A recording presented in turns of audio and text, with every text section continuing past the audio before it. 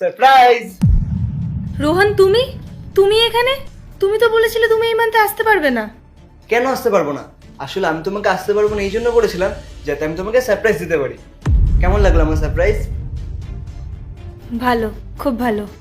আরে এটা তো কিছুই না, তোমার জন্য আরো অনেক সারপ্রাইজ আছে। দুবাই থেকে আমি তোমার জন্য অনেক গিফট এনেছি, চলো আমার সাথে। কি এনেছো বলো? চলো দেখাচ্ছি, এসো।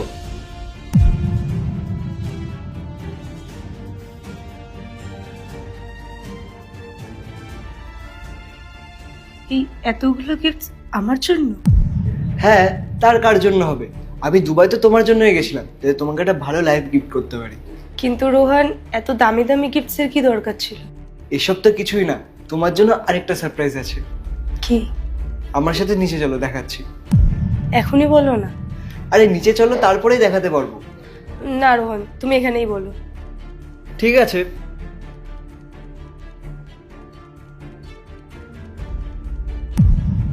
এটা কি?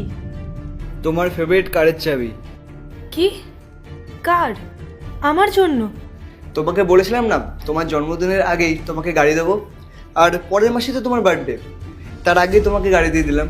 এরপর থেকে যেখানেই যাবে গাড়ি নিয়ে যাবে। রোহন, তুমি নিজের জন্য কিছু আনোনি? আমার আবার কি চাই?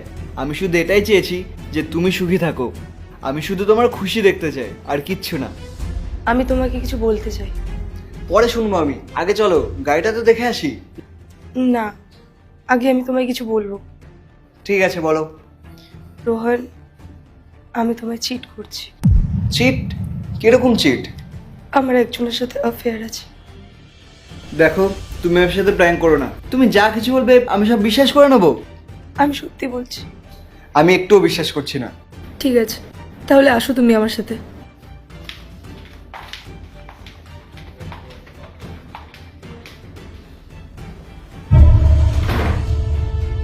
মনোজ, তুই?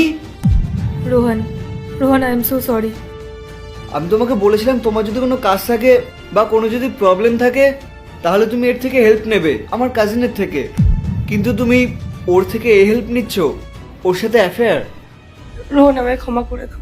আমার অনেক বড় ভুল হয়ে গেছে। তুমি আমার জন্য কত কিছু করছো, দুবাইতে গিয়ে কাজ করছো, আর আমি আমি এই সব করছি। আমার এই ভুলের জন্য তুমি আমাকে যা শাস্তি দেবে আমি মাথা পেতে নিতে রাজি আছি। আরে শাস্তি তো তুমি আমাকে দিয়েই দিয়েছো তোমাকে ভরসা করার। কি কমতি ছিল আমার ভালোবাসায়? তুমি যা যা চেয়েছো তোমাকে সব দিয়েছি, তারপরেও তুমি এমন করলে। পার্ট 2 দেখতে সাবস্ক্রাইব করো ভেলকু 78M।